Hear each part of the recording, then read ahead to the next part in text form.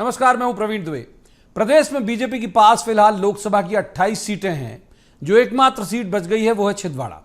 इस सीट की वैल्यू संख्या में यानी पूरी 29 करने में मात्र नहीं आकी है। ये एक किला है जिसे ध्वस्त करने में बीजेपी पूरी ताकत से जुटी है। पिछले लोकसभा चुनाव में मोदी की आंधी और बाद में विधानसभा चुनाव में भी मोदी की लहर में यही एक इलाका ऐसा था जो कांग्रेस के पास साबुत बचा था। कांग्रेस के बजाय इसे कमलनाथ के पास साबुत बचा था। ये पढ़ लीजिए। बीते दिनों पहले कमलनाथ का बीजेपी की तरफ होने वाला कदम ताल और उसके बाद उनके समर्थकों के पाला बदलने की मुहिम ने उन्हें इलाके में कमजोर तो किया है, लेकिन फिर भी बीजेपी के लिए सीट चुनौतीपूर्ण तो है ही। आज तकरीबन पूरी प्रदेश बीजेपी यानी मुख्यमंत्री डॉक्टर मोहन यादव, प्रदेश अध्यक्ष वी डी शर्मा, दो वरिष्ठ मंत्री कैलाश विजयवर्गीय, प्रहलाद पटेल, कमलनाथ के खांटी समर्थक जिनका ईमान इन दिनों डगमग है, पूर्व मंत्री दीपक सक्सेना के घर पर पहुंचे। गले मिलना, माल्यार्पण टाइप सब कुछ हुआ, लेकिन दीपक ने अभी तक अपने बीजेपी में जाने का ऐलान नहीं किया, उल्टा खंडन ही किया। बीजेपी के लिए सीट महत्वपूर्ण इसलिए है कि यहां की जीत बहुत सारे अर्थों वाले मायने देगी। 40 साल से जिस इलाके का पोषण कमलनाथ कर रहे हैं वो इलाका क्या उतनी आसानी से उनका साथ छोड़ देगा? क्या कमलनाथ के लिए इस बार दिक्कत ज्यादा है और वो भी प्रत्याशी से कम और पार्टी से ज्यादा? क्यों कांग्रेस के वरिष्ठ नेता विवेक तनखा को कहना पड़ा कि यदि छिंदवाड़ा में गड़बड़ हुई तो उनका व्यवस्था से ही विश्वास उठ जाएगा?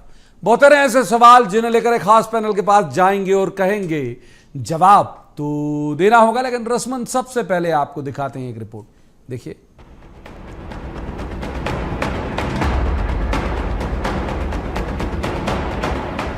तो एमपी में 29 लोकसभा सीटें हैं। मुख्यमंत्री डॉक्टर मोहन यादव, प्रदेश अध्यक्ष वी डी शर्मा सहित सभी बड़े नेता लगभग सभी जगह जा रहे हैं। नामांकन दाखिल कराने से लेकर रोड शो और सभाएं भी कर रहे हैं, मगर चर्चा है ज्यादा छिंदवाड़ा का। सिर्फ यही एक सीट है जो पिछले लोकसभा चुनाव से लेकर हालिया हुआ विधानसभा चुनाव तक पूरी तरह से कांग्रेस या यूं कहिए कमलनाथ की गिरफ्त में है। आज भी बीजेपी के सभी बड़े नेता छिंदवाड़ा पहुंचे। कमलनाथ के खांटी समर्थक दीपक सक्सेना के घर पर उनसे मिलने गए। प्रचारित किया गया कि दीपक बीजेपी में शामिल हो गए, लेकिन उसका खंडन खुद दीपक सक्सेना ने कर दिया। कांग्रेस के वरिष्ठ नेता विवेक तनखा भी कह रहे हैं कि यदि छिंदवाड़ा में कोई गड़बड़ हुई तो उनका व्यवस्था से ही भरोसा उठ जाएगा। बीजेपी की अधिकतर ऊर्जा यहां लगने की वजह है कि क्रिकेट की भाषा में पकड़ो कैच जीतो मैच की तरह पकड़ो छिंदवाड़ा जीतो पूरा एमपी है क्या? मुझे इस बात की प्रसन्नता है कि छिंदवाड़ा की जनता ये तय कर चुकी है कि ये जो लंबे समय तक एक परिवार का जो एक तरह से राजपाट जैसी आदत थी वो आदत समाप्त करने के लिए जनता ने तय कर लिया है। और निश्चित रूप से छिंदवाड़ा मोदीमय हो चुका है, भाजपामय हो चुका है, उसके लक्षण दिखाई दे रहे हैं। बच्चा ये तय कर चुका है कि इस बार भाजपा और इस बार खास करके इस बार मोदी सरकार, मतलब है कि हम सब मिलकर के छिंदवाड़ा का नए सिरे से विकास भी करेंगे, पर्याप्त धनराशि भी रखेंगे और कुल मिलाकर के क्षेत्र को आदर्श लोकसभा बनाएंगे। कमलनाथ के गढ़ में इस बार भगदड़ जैसे हालात क्यों बने, इसके मूल में खुद कमलनाथ ही हैं। उन्होंने भाजपा की तरफ कदम ताल किया, फिर ठिठक गए। सारा बखेड़ा यहीं से शुरू हुआ। भले ही पार्टी ने उनकी निष्ठा को संदिग्ध ना मानते हुए बेटे नकुलनाथ को दोबारा लोकसभा का टिकट पकड़ा दिया हो और एका का प्रदर्शन करने के लिए प्रदेश अध्यक्ष जीतू पटवारी और नेता प्रतिपक्ष उमंग सिंगार को भेज दिया हो नामांकन दाखिल करवाने के लिए, लेकिन कमलनाथ के कई ऐसे समर्थक इस बीच साथ छोड़ गए जिनकी पहचान ही केयर ऑफ कमलनाथ थी। कांग्रेस और कमलनाथ दोनों जोर तो लगा रहे हैं, लेकिन उन्हें भी जीत को लेकर आशंका के बादल साफ दिख रहे हैं। कमलनाथ के लिए चुनाव बहुत बड़ी प्रतिष्ठा का विषय बन चुका है। जनता पार्टी पिछले 43 साल से ये काम कर रही है, आज तक सफल नहीं हुई, आगे भी नहीं होगी। बीजेपी को क्यों वोट दें, नरेंद्र मोदी जी को क्यों वोट दें? 2018 के इलेक्शन में उन्होंने कहा था 2 करोड़ रोजगार देंगे, किसानों को डबल इनकम देंगे, काला धन लाएंगे, 15 लाख देंगे। क्या पूरा हुआ? मध्य प्रदेश में मैं बार बार कहता हूँ 50% हक कांग्रेस पार्टी की सीटों पे है, हमें मिलेगी। केवल छिंदवाड़ा ही नहीं बल्कि पूरा महाकौशल भले ही पिछले लोकसभा चुनाव में बीजेपी के पास रहा है, लेकिन बीजेपी जानती है कि यहाँ का कांग्रेस का वोट प्रतिशत अभी भी मुकम्मल है और उसे ध्वस्त किए बिना विजय रथ को आगे नहीं बढ़ाया जा सकता। यही कारण है कि केवल मुख्यमंत्री या प्रदेश बीजेपी अध्यक्ष ही नहीं बल्कि सभी बड़े नेताओं को यहाँ काम पर लगा दिया गया है। नतीजे कितने उत्साहजनक होंगे ये तो तब पता चलेगा जब चुनाव के परिणाम आ रहे होंगे। Bureau report BSTV। तो उन मेहमानों का मैं सबसे पहले आपसे तारुफ करा दूं जिनके साथ हम इस चर्चा को आगे बढ़ाएंगे। हमारे साथ है गुंजन चौक से बीजेपी की विद्वान ऊर्जावान प्रवक्ता हैं, बहुत स्वागत है गुंजन जी का। दूसरी मेहमान है रीना बोरासी, एक कांग्रेस की विद्वान ऊर्जावान प्रवक्ता है, रीना जी का भी बहुत स्वागत। और तीसरे मेहमान है दिनेश गुप्ता, वरिष्ठ पत्रकार हैं, बहुत अच्छे राजनीतिक विश्लेषक हैं, दिनेश जी का भी बहुत बहुत स्वागत है। शुरुआत करेंगे गुंजन जी से। गुंजन जी, इतना फोकस छिंदवाड़ा में क्यों? 28 सीटें हैं ना भाई आपके पास अभी। प्रवीण जी, अपनी बात की शुरुआत सिर्फ एक पंक्ति से करूंगी। अब की बार 400 पार, फिर से इस बार मोदी सरकार। जीतू पटवारी जी ने, अभी मैंने सुना आपके चैनल के माध्यम से, उन्होंने कहा कि मोदी जी को वोट क्यों दें। मैं उन्हें 2 मिनट में बताऊंगी कि मोदी जी को वोट क्यों देना है और देश की जनता हमारे यशस्वी प्रधानमंत्री मोदी जी को फिर से क्यों वोट देगी।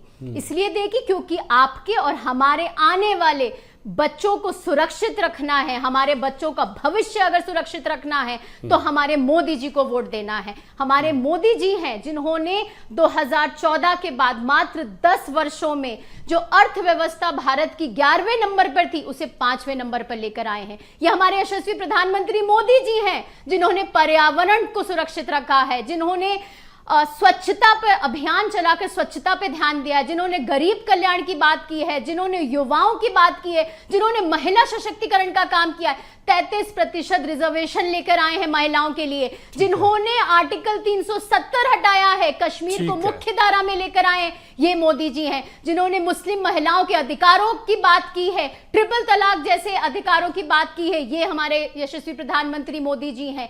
देश में युवा, गरीब, किसान और महिलाओं के उत्थान और सशक्तिकरण की किसी ने बात की है तो वो प्रधानमंत्री नरेंद्र मोदी जी ने। दूसरे मानकीन कर लेता हूं, प्रधानमंत्री मोदी जी को वोट देंगे। ठीक है, भारतीय जनता पार्टी की सरकार, भारतीय जनता पार्टी सरकार। रीना जी को इन करते हैं। रीना जी, ये एक सीट जो आपके पास बची हुई है, ये लोग कह रहे हैं वो भी नहीं छोड़ेंगे। छिंदवाड़ा में पूरा फोकस, आप देख रही होंगी तमाम बड़े नेता जो बीजेपी के हैं वो सब आज भी जमा थे, तो एक सीट भी देने के मूड में नहीं है ये लोग। आपकी टिप्पणी? बिल्कुल, 40 साल से ये बिल्कुल लगातार छिंदवाड़ा में ये कोशिश करते जा रहे हैं कि कांग्रेस से ये सीट को छीन ली जाए, पर वो जैसे नाकाम होते रहे आगे भी वो वैसे ही नाकाम होंगे। आप देख सकते हैं कि किस तरीके से कल नकुल नाथ जी ने जब नामांकन भरा था तो क्या भारी संख्या में वहाँ पे जनता आई थी उनका अभिवादन करने के लिए। तो ये दर्शाता है कि वहाँ की जनता कमलनाथ जी और नकुल नाथ जी को बहुत प्यार करती है और इस बार जैसे पिछले 40 साल से वो आशीर्वाद देती आई है, आगे भी वो आशीर्वाद देती रहेंगी ऐसे ही। क्योंकि आदरणीय कमलनाथ जी और हमारे नकुल भाई की मैं एक बात बताऊंगी कि जो जनता से जो डायरेक्ट उनका जुड़ाव है और जनता का उनसे जुड़ाव है, एक छोटी छोटी बातों पे भी वो छिंदवाड़ा में उपस्थित होते हैं। हर एक गरीब, हर एक तबके के लोगों से डायरेक्ट उनकी कनेक्टिविटी है और वो हर एक दुख सुख में हमेशा ही दोनों पिता पुत्र वहाँ उपलब्ध रहते हैं। तो ये जो जुड़ाव है 40 साल से लगातार उनका जो बना हुआ है और जनता का हमेशा ही आशीर्वाद मिलता रहा और इस बार भी भाजपा के जो सपने वो सपने ही रह जाएंगे और एक भारी मतों से आदरणीय नकुल नाथ जी विजय होंगे छिंदवाड़ा से। ठीक है, दिनेश जी को इन करते तीसरे मेहमान को। दिनेश जी, जो ताकत लग रही है दोनों तरफ से, मतलब वहां भी एक का दिखाने की कोशिश हुई, जीतू पटवारी पहुंचे, उमंग सिंगार पहुंचे नॉमिनेशन के लिए, यहां से आप देख ही रहे हो आज पूरी सरकार थी, दीपक सक्सेना जी के द्वार थी, उस पर भी जरूर बात करेंगे। आपकी टिप्पणी छिंदवाड़ा में जो लग रही है ताकत उसको लेकर? कांग्रेस में तो आप जीतू पटवारी जी हो या उमंग सिंगार हो, छिंदवाड़ा में वो नहीं भी जाते तो बहुत ज़्यादा फर्क पड़ता नहीं। लेकिन भारतीय जनता पार्टी आप देखिए ना कि लगातार हम देख रहे हैं कि जब 1977 में भी कमलनाथ नहीं थे तब भी छिंदवाड़ा कांग्रेस के पास था और तब से अलग अलग रूप में भारतीय जनता पार्टी कोशिश कर रही है। पिछली बार उन्होंने एक आदिवासी को टिकट दी थी, एक आदिवासी कार्ड के जरिए उन्होंने सीट जीतने की कोशिश की थी और इसी तरह का माहौल था। अब छिंदवाड़ा में यदि पिछले जो 19 से पहले का जो चुनाव था उसमें पिछले 5 साल का आप देखेंगे ना तो भी इसी तरह की गतिविधि, इसी तरह का सब चल रहा था, क्योंकि उनके लिए जो छिंदवाड़ा है वो कहीं ना कहीं उनको लग रहा है कि एक कोई स्पेस यहाँ मिले ताकि वहाँ वो अपने पैर जमा सकें।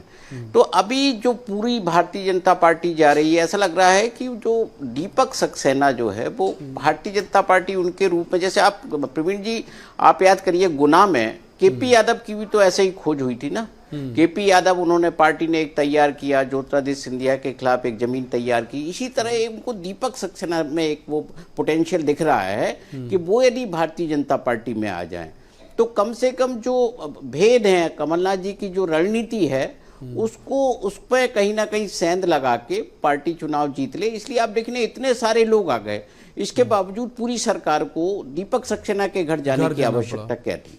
और जब तो भारतीय जनता पार्टी ज्वाइन भी नहीं कर रहे थे, तो इतनी हताशा, इतनी निराशा क्यों होना चाहिए राजनीति में? क्योंकि जब कोई चीज आपने मान ली है कि एक चेहरा है उससे सब कुछ मुमकिन है, तो फिर यहाँ आप नामुमकिन होने के डर में क्यों हैं कि छिंदवाड़ा में ये नामुमकिन हो जाएगा, हमें इसलिए इसको मुमकिन बनाना है। तो गुंजन जी से यही बात कर लेते, महत्वपूर्ण बात आपने कही। गुंजन जी, अभी तक हमने देखे जितने बड़े बड़े नाम शामिल हुए, सुरेश पचौरी से लेके तमाम में गिनाऊंगा तो वक्त लग जाएगा। दीपक सक्सेना उस तुलना में सिर्फ एक पूर्व मंत्री हैं जो स्टेट में कभी मंत्री रहे हैं, कमलनाथ के करीबी हैं। उनके यहाँ सीएम जाते हैं, प्रदेश अध्यक्ष जाते हैं, 2 सीनियर मंत्री जाते हैं जिनका बड़ा नाम है, जो राष्ट्रीय स्तर के दोनों नेता हैं, कैलाश विजयवर्गीय और प्रहलाद पटेल।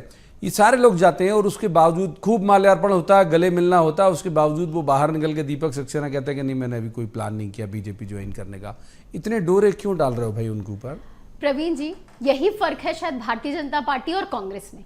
भारतीय जनता पार्टी विचार सर्वोपरि पार्टी है, यहाँ विचार महत्वपूर्ण है, यहाँ विजन महत्वपूर्ण है। विजन व्यक्ति का महत्वपूर्ण होना यहाँ पर नहीं है। भारतीय जनता पार्टी में चाहे वो मंत्री हो, मुख्यमंत्री हो या बूथ लेवल का कार्यकर्ता, सबकी एक समानता के साथ नजरों में देखा जाता है, सबके अपने कर्तव्य दिए तो जाते हैं। दीपक जी, आपके बूथ लेवल कार्यकर्ता कहाँ हुए? सेवा और भाव से निभाया जाता है। देखिए प्रवीण जी, छिंदवाड़ा डेवलपमेंट में अभी अधूरा है। पूरे मध्य प्रदेश में जिस तरह हमने देखा, भारतीय जनता पार्टी ने 20 वर्षों में विकास के कार्य किए हैं। छिंदवाड़ा में विकास के कार्य होने हैं। छिंदवाड़ा की जनता चाहती है कि वहां से भ्रष्टाचार मिटे, वहां से परिवारवाद मिटे। छिंदवाड़ा की जनता से मैं पूछना चाहती हूं आपके चैनल के माध्यम से, आपने अभी रीना जी को भी सुना, रीना जी ने अपने वक्तव्य में सिर्फ 2 नाम लिए, कमलनाथ जी, नकुलनाथ जी, कमलनाथ जी, नकुलनाथ जी।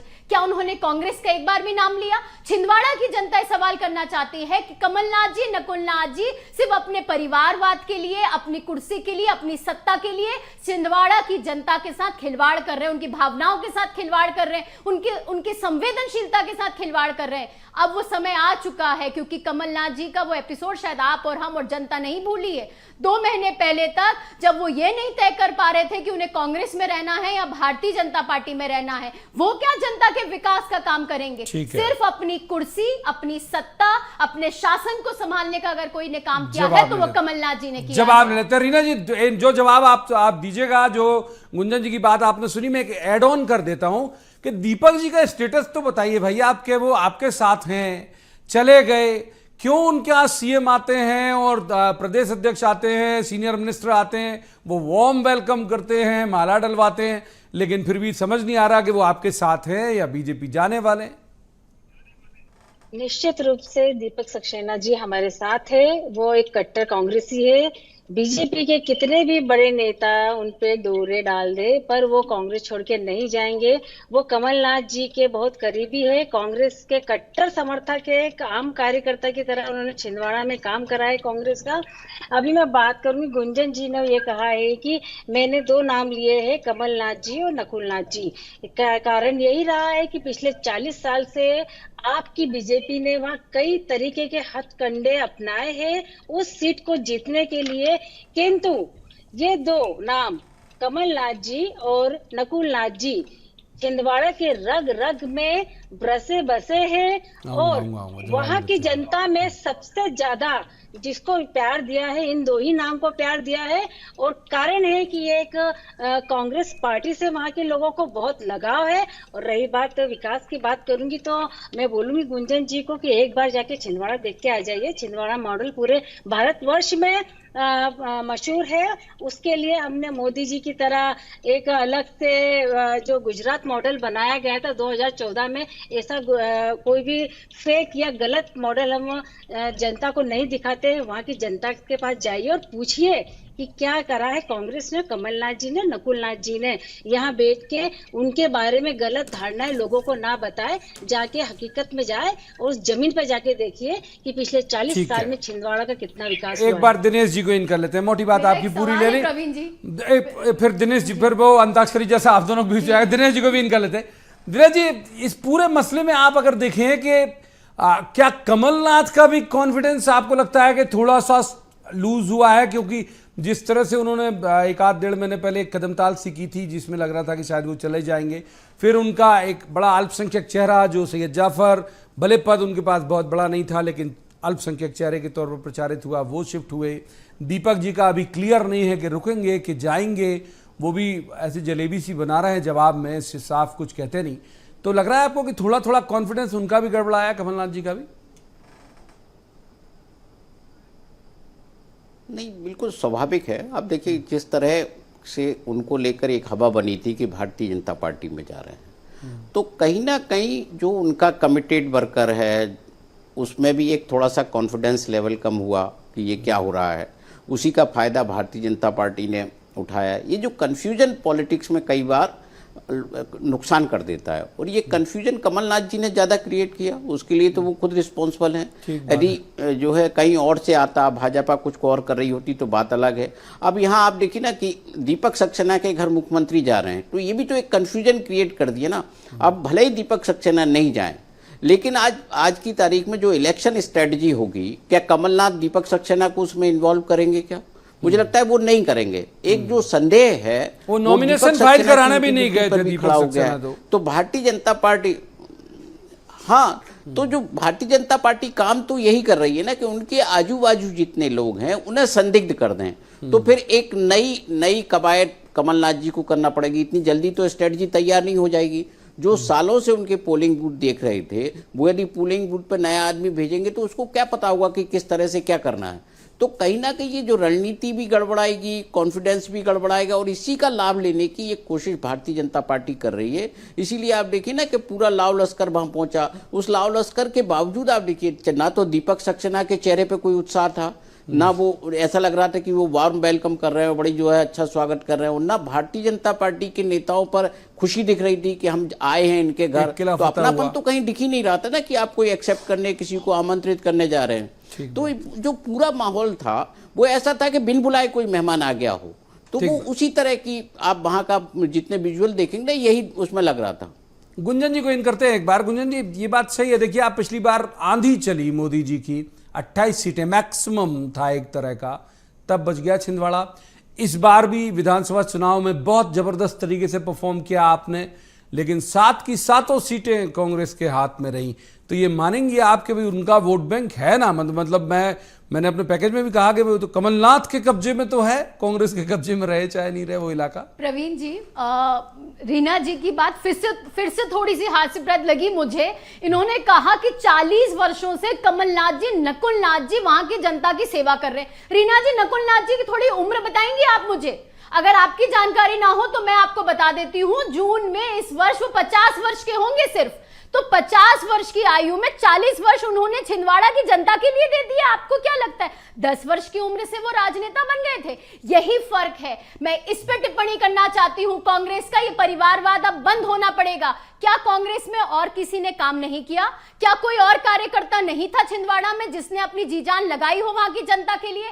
40 वर्षों से अगर वहां कांग्रेस की सरकार रही है तो क्या किसी एक कार्यकर्ता ने और काम नहीं किया? फिर क्यों नकुलनाथ जी? ये परिवारवाद को अगर कोई खत्म करेगा तो वो भारतीय जनता पार्टी करेगी, और इस बार जनता जवाब देगी। इस बार प्रवीण जी जवाब मुझे नहीं देना है, जनता जवाब देगी। जनता जागरूक है। जिस तरह सत्ता के लोभ में कमलनाथ जी ने छिंदवाड़ा की जनता को इस बार फिर से धोखा देने की कोशिश की है, अपना दल बदलने की कोशिश की है, सिर्फ अपनी कुर्सी बचाने के लिए, ये जनता उन्हें जवाब देगी। विकास विजन में कांग्रेस के नहीं है, भ्रष्टाचार और परिवारवाद को अब खत्म करने का समय रीना जी जवाब दे दीजिए।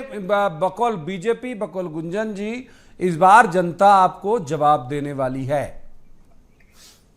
मैं गुंजन जी से बोलना चाहूंगी कि जब कोई राजनीतिक परिवार में जो जन्म लेता है उसके खून में ही राजनीति होती है, और जो सेवा भाव होता है जब से वो होश संभालता तब से उसका सेवा भाव होता है। अगर आपने मुझे बताया कि 50 साल के है तो निश्चित रूप से 40 साल से कार्यकर्ता का अपमान कर रही है जिसने राजनीतिक परिवार में जन्म नहीं लिया है। सुन लीजिए, फिर आपके बारे में उस बोलेंगे। कार्यकर्ता का अपमान कर रही है जिसके मन में सेवा भाव है, जो एक गरीब घर से आता है।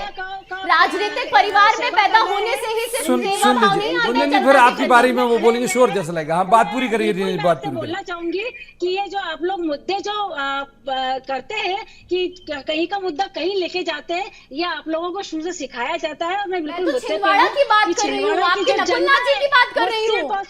नकुलनाथ जी, कमलनाथ जी पे सवाल खड़ा किया है मैंने। कमलनाथ जी को ही प्यार करती है, और आने वाले समय में 19 अप्रैल को इसका जवाब भारतीय जनता पार्टी को वहां की जनता दे देगी। जिस तरीके से 40 साल से कमलनाथ जी, नकुलनाथ जी उनकी सेवा करते आए हैं, उसका यही परिणाम होगा कि जितने भी आप लोगों ने डोरे डाले हैं वहां की जनता पे, हमारे कार्यकर्ता पे, जिसमें आप पूरी तरीके से विफल रहे हैं। आज ही अभी बताया गया हमारे वरिष्ठ पत्रकार जी ने कि जब वो उनके घर पे जबरदस्ती पट्टा डालने गए थे भारतीय जनता पार्टी का, पर उन्होंने नहीं डलवाया। इसका मतलब है कि वो एक कट्टर कांग्रेसी है। रही बात आपने जैसा कि कहा कि वहाँ एक नॉर्मल व्यक्ति को चुनाव में नहीं खड़ा किया जाता, तो मैं आपको आपकी जानकारी के बताऊंगी कि वह 7 विधायक है जो नॉर्मल फैमिली से है। कमलनाथ जी ने उनको चुनाव में खड़ा करके जितवाया भी है, वो जीते भी अपने लगन से। एक बार दिनेश जी को इन करते, दिनेश जी सीनियर जर्नलिस्ट है, दिनेश जी को इन करते। रीना जी, आऊंगा वक्त है, अभी एक सवाल का वक्त और भी निकल आ रहा है। दिनेश जी को इन करेंगे। दिनेश जी, सबसे बड़ी चिंता की वजह आपको लगता है बीजेपी के सामने जो होनी चाहिए कि पिछले लोकसभा चुनाव में 34.5% वोट शेयर कांग्रेस के पास था, 40% विधानसभा चुनाव में था। उन इलाकों में खास तौर पर महाकौशल का जो पूरा इलाका है, जिनमें ट्राइबल बेल्ट जिसे हम कह सकते हैं, वहां भी अभी ठीक ठीक होल्ड दिखता है कांग्रेस का। ये एक चिंता की वजह नहीं होनी चाहिए बीजेपी के लिए? चिंता का विषय तो एंटी इनकम्बेंसी भी है, जो 40% वोट के तौर पर हमको दिखी थी विधानसभा चुनाव में। लेकिन प्रवीण जी, मध्य प्रदेश बाइपोलर स्टेट है, 2 राजनीतिक दल हैं। ठीक बात। एक से आप नाराज हैं तो स्वाभाविक तौर पर दूसरे की तरफ जाएगा। यहाँ कोई तीसरा राजनीतिक दल होता तो कुछ संभावना ये बनती थी कि वोट जो है कट जाएगा, कांग्रेस पार्टी का वोट कम हो जाएगा। जैसा कि हमने देखा था ना कि उत्तर प्रदेश में जब वहाँ बहुत सारे दल आ गए तो कांग्रेस बाहर हो गई। जहाँ भी 2 से ज़्यादा दल हुए वहाँ कांग्रेस बाहर हो जाती है। अभी तक मध्य प्रदेश में कांग्रेस के सामने ये स्थिति नहीं है। उसे पता है कि जो नाराज है वो वोटर तो उसे मिलना ही है, उसके पास आना ही है, कोई भी कैंडिडेट हो। तो इसलिए जो भारतीय जनता पार्टी की चिंता ज़्यादा है, वो भले ही कितने भी कांग्रेस के नेताओं को भारतीय जनता पार्टी में शामिल कर ले, लेकिन जो नाराज वोटर है, जो भारतीय जनता पार्टी की बजाय कांग्रेस की तरफ जाएगा, कांग्रेस की बजाय भारतीय जनता पार्टी की तरफ जाएगा, वो उसको लेकर जो है ये स्ट्रेटजी कहीं ना कहीं ये हो रही है। इनको लग रहा है कि हम ज़्यादा लोगों को ले आएंगे तो पोलिंग स्टेशन पर लोग नहीं होंगे, पोलिंग स्टेशन पर नहीं होंगे तो हमारे जो है 370 वोट का टारगेट है वो पूरा हो जाएगा। तो लेकिन जो वोटर है उसके माइंड में बहुत सारी चीज़ें क्लियर होती हैं जो इस स्ट्रेटजी से अलग होती हैं। एक बार गुंजन जी, ये सवाल आपके तरफ भी लेके आऊंगा, फिर रीना जी के पास भी जाऊंगा। इसी सवाल का थोड़ा सा तर्जुमा बदल के, वो इनका वोट शेयर है ना भाई, दिखता है बहुत क्लियर। पिछले लोकसभा में 34.5% बहुत कम नहीं कहलाता, विधानसभा चुनाव में 40% बहुत कम नहीं कहलाता। ये ठीक है, चैनलाइज नहीं कर पाते हैं ये लोग, लेकिन आपको लगता है चैलेंज तो है, चुनौती है आपके लिए? प्रवीण जी, जो हमने समय सीमा की बात की, अब उसमें एक अंतर आया है। अब ये विधानसभा चुनाव के बाद और अब में आपको एक बहुत बड़ा अंतर देखने को मिलेगा। वो अंतर देखने को मिलेगा किस तरह कांग्रेस पूर्ण रूप से अस्तित्व खो चुकी है, किस तरह कांग्रेस अपना वजूद खो चुकी है। ये बात अलग है कि रीना जी ने अभी भी कांग्रेस का नाम एक बार भी नहीं लिया छिंदवाड़ा के लिए, लेकिन फिर भी पार्टी की अपना एक महत्व होता है। ये पार्टी हाथ के पंजे की जिस तरह 5 उंगलियां हैं, उस तरह ये 5 टुकड़ों में टूटी फूटी बिखरी हुई पार्टी है। दिग्विजय सिंह जी ने एक अलग कांग्रेस चलाने लगे हैं, दिल्ली से सोनिया गांधी जी, राहुल गांधी जी का अलग कांग्रेस चलाती हैं। कमलनाथ जी, नकुलनाथ जी सिर्फ छिंदवाड़ा से एक अलग कांग्रेस चलाते हैं, जीतू पटवारी जी की एक अलग रेल चलने लगी है। तो ये जो कांग्रेस का बिखरना है, कांग्रेस के अंदर जो परिवारवाद है, कांग्रेस के अंदर जो करप्शन है, कांग्रेस के अंदर जो विजन अब नहीं बचा है, उसके कारण जिस तरह कांग्रेस का एक छोटा कार्यकर्ता कांग्रेस छोड़कर अब भारतीय जनता पार्टी की रीति नीति से प्रभावित होकर भारतीय जनता पार्टी में शामिल हो रहा है। हमारे यशस्वी प्रधानमंत्री ने जो विकास कार्य किए हैं, जो गरीब कल्याण के काम किए हैं, उससे प्रभावित होकर वो जो भारतीय जनता पार्टी में शामिल हो रहा है, ये जनता को दिखता है। रीना जी, एक महत्वपूर्ण बात जरूर आपसे करना चाहूंगा कि वोट शेयर है, ठीक है, हमने डिस्कस भी कर लिया, पिछले लोकसभा के भी आंकड़े बता दिए, विधानसभा की बता दिए, लेकिन चैनलाइज नहीं कर पाते हो आप लोग के सीटों में, तो कन्वर्ट होता नहीं। पिछले बार भी अगर आपको 34.5% मिला मान लो वोट, तो सीट आई कितनी? एकमात्र छिंदवाड़ा।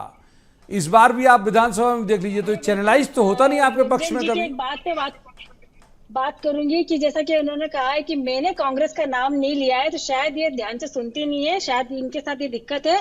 और दूसरी बात मैं करूंगी, भाजपा आजकल मोदी जी हो गई है, भाजपा नहीं रही है। जिस तरीके से मोदी जी भाजपा को रिप्रेजेंट करते हैं, उसी तरह कमलनाथ जी कांग्रेस को रिप्रेजेंट करते हैं। तो कहीं भी अब मैं आपकी बात करूंगी, कहीं भी भाजपा नहीं दिखती है, हर जगह मोदी जी दिखते हैं, भाजपा का नाम नहीं लिया जाता है कहीं से कहीं तक भी। तो ये इल्जाम जो आप लगा रही है कि भाजपा के लोग, कांग्रेस के लोग बहुत भ्रष्टाचारी है, तो फिर आप लोग क्यों डोरे डाल के उनको अपनी पार्टी में ला रहे हो? क्या वॉशिंग मशीन है बीजेपी को? क्या हमारे लोगों को, भ्रष्टाचारी लोगों को अगर उसमें डालोगे तो वो निकल के साफ सुथरा हो जाएंगे? आप इसका जवाब दे दीजिए मुझे कि क्यों हमारे लोगों पे डोरे डाल के आप अपनी पार्टी में ज्वाइन करवा रहे हैं जबरदस्ती। चलिए, माफ कीजिए, जवाब लेता, लेकिन वक्त इजाजत नहीं देता। बहुत बहुत शुक्रिया तीनों मेहमानों का इस चर्चा में शामिल होने के लिए। लेकिन ये बात सही है कि दिलचस्प है चुनाव, कुछ इलाके में बेशक दिलचस्प है, और संभव है कि बीजेपी जानती है कि कहां कहां वीकर सेक्शन उसका है। और जैसे दिनेश जी कह रहे थे, मैं सहमत हूं इस बात से कि वो चुनाव से बहुत पहले ही उन तमाम गड्ढों को भर लेना चाहती है जहां पर उसे आशंका है। भर कितना पाएगी, ये तो जो हम रोज कहते हैं वही आज भी कहेंगे कि पता तब चलेगा जब नतीजे आ रहे होंगे। आज की चर्चा में इतना ही, कल किसी खास मसले पर खास पैनल के साथ बैठकर कहेंगे, जवाब तो देना होगा। आप देखते रहिए BS TV।